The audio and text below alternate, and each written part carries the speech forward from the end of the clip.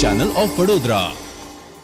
ડભોઈ શહેરના મુસ્લિમ વિસ્તારોમાં કારીગરો દ્વારા બનાવવામાં આવેલ કલાત્મક તાજિયા ઠેર ઠેર જોવા મળી રહ્યા છે।